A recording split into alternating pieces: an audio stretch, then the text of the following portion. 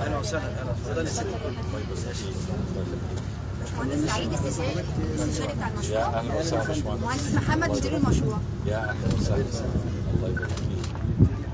نبدا، اتفضل. اللواء محمد الشريف محافظ الإسكندرية يتفقد السوق الدائم عدد المحلات بقرية بهيج التابع منهم 9 بيفتحوا على الشارع لمركز ومدينة برج العرب، المكان كله الذي يأتي في إطار المبادرة الرئاسية حياة كريمة. ومدخلين تانيين في الشارع الفرعي اللي هو ده، بحيث عربيات ده يخدم العربيات اللي هي داخله محمله او العربيات اللي خارجه. تمام. عاملين برضو هنا في 2 ثلاجه تبريد بحيث برضو تخدم معانا المشروع. وفي مكونات المشروع الاخرى اللي بتخدم، عندي هنا اوضه كهرباء، عندي مصلح، في 4 حمامات، 2 حريم و2 رجال يخدموا على المشروع. في بعد كده في كمان عندي هنا 16 مكان للفرش، الناس هتبقى فرش هنا المكان المفتوح 16 فرش على الارض. فرش على الارض وهيبقى في مظله طبعا عليهم في نص المكان. هو حضرتك هي باينه قوي هنا في النص، هي دي المظله. ايوه تمام. ده المشروع من فوق حضرتك، دي المحلات اللي هي داير ما يدور، وده جزء مبنى اداري، وده الجزء اللي هو بتاع الفرش. والشوارع دي كلها عرضها 6 متر ونص، بحيث ان هي تسمح بالمناوره العربيه اللي تدخل وتدفع تاني. تمام. في عندنا هنا كمان عاملين مبنى اداري، ده هيبقى سوق كله كامل خضروات وفواكه خضروات وفواكه. واحنا ضفنا حاجه ان في 9 محلات على الشارع العمومي اللي بره، بحيث ان هي تبقى مكمله. طيب تجارة جملة ولا قطاعي؟ لا قطاعي بس. تمام. احنا عملنا 9 محلات على الشارع تبقى خدمات مكمله، يعني مثلا ممكن يبقى للادوات المنزليه، ممكن يبقى للسوبر ماركت، ممكن بحيث ان هو يخدم على الخدمات بتاع المشروع الاصليه. طيب هيخدم بقى على كل قرى حياة كريمة؟ على كل قرى حياة كريمة في المحيط. ولا في القرية اللي احنا فيها بس عشان هيبقى قريب للناس؟ لا، ما هو حضرتك القرية هنا جزئين، جزء هنا وجزء هنا. اعتقد هيبقى دول اقرب ناس، لكن هو هيبقى مفتوح، اللي عايز يجي من اي اماكن مجاوره اكيد مش هيبقى في مشكله. لازم يبقى في ميزة يعني.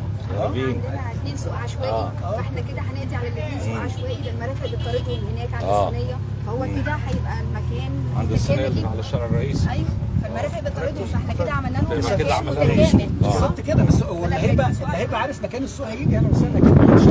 مسافه السكان اعتقد زي ما قال الوزير يقصد تستوعب. احنا محتاجين اسواق كمان يعني. هتستوعب. عاملين برضو هنا حضرتك زي ما قلت لحضرتك 3 بوابات، بحيث ان احنا نبقى قافلين كنترول على المكان كله. واحده بوابه للجمهور هتبقى على الشارع الرئيسي، وبوابتين تانيين على الشارع الفرعي، ودخول وخروج السيارات اللي هي محمله بالخضروات اللي هي جوه السوق. في عندنا هنا مبنى اداري، المبنى الاداري برضو عباره عن اوضتين بالحمامات واوضتين سكيورتي، وعاملين مكان للتخزين بتاع ادوات النظافه، وعاملين مكان لتغيير الملابس. يعني مكان وهو كله دور واحد. سوق حضاري بقى بالظبط. لا وحضرتك مستوى غير الاسواق العشوائيه يعني. لا بص حضرتك حتى هيبقى شامل يعني الشكل، شايف الشكل. راعينا في التشطيب برضو الارضيات انترلوك، حاجه محترمه. المظله زي ما حضرتك شايفها كده هتبقى مفروشه وهتبقى متغطيه.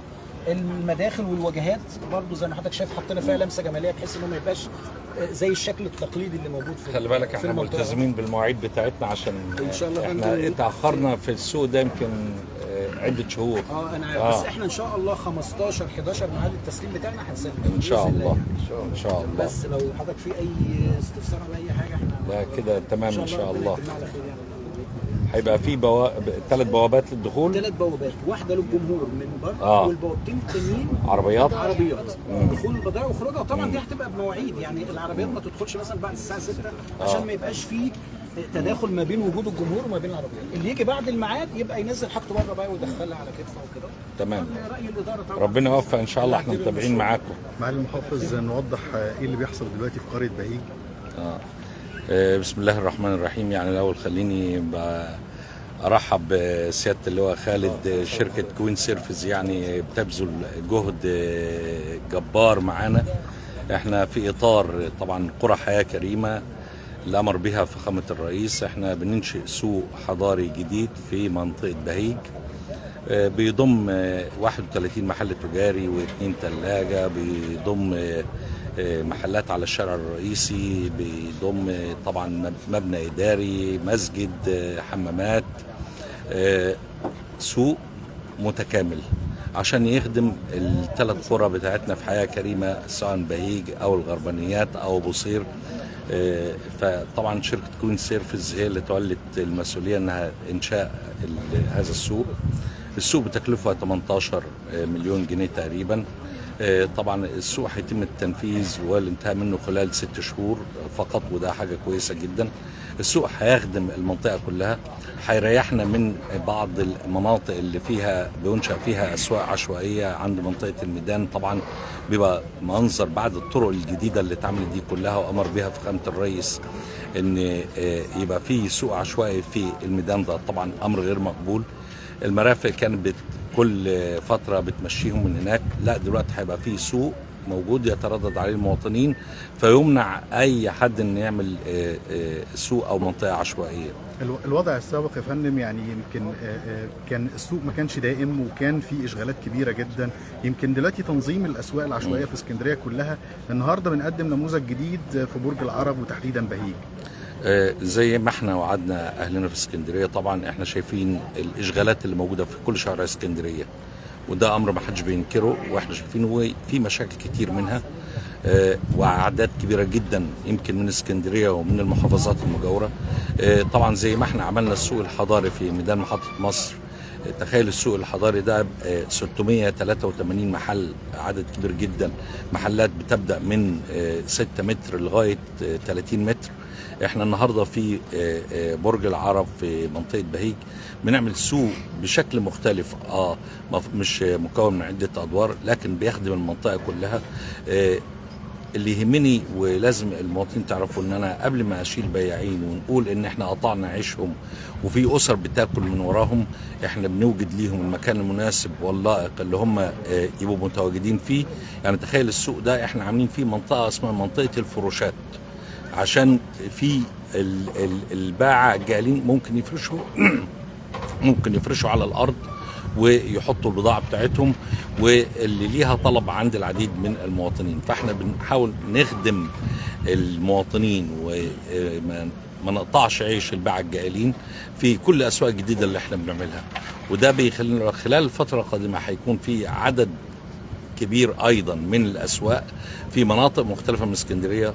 واحنا كنا وعدنا وقلنا المنشيه ومحطه الرمل لازم هيتعمل فيهم سوق حضاري كبير جدا، واعتقد انه هيبقى اكبر من السوق اللي في محطه مصر عشان يضم كل الباعة الجاهلين، عشان كل الشوارع التراثيه اللي موجوده في المنطقه دي ترجع تاني كما كانت ويتم تحسينها وتطويرها. اخيرا يا فندم، سوق بهيج كان بيبقى لمده يومين في الاسبوع، احنا بنتكلم عن سوق دائم هيستمر يعني اكيد طبعا السوق على مدار الاسبوع شغال، المواطنين هتتردد عليه بشكل كبير جدا. وانا بقول السوق مش بيخدم منطقه بهيج فقط، بيخدم كل قرى حياه كريمه. وده السوق يمكن الاول والوحيد اللي احنا بنعمله في حياه كريمه، وتولت مسؤوليته وانشائه المحافظه، واوكلت هذا العمل لشركه كوين سيرفيس كشركه كبيره وقائمه على مثل هذه الاعمال. شكرا.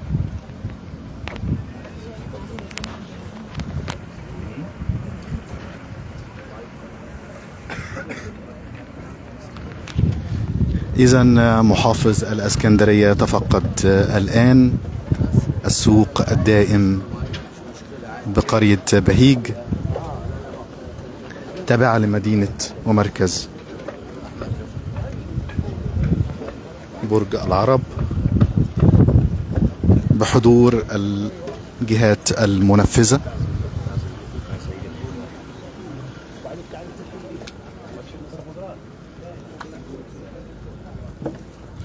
هذا المشروع هو أحد المشروعات التابعة للمبادرة الرئاسية حياة كريمة لتطوير القرى.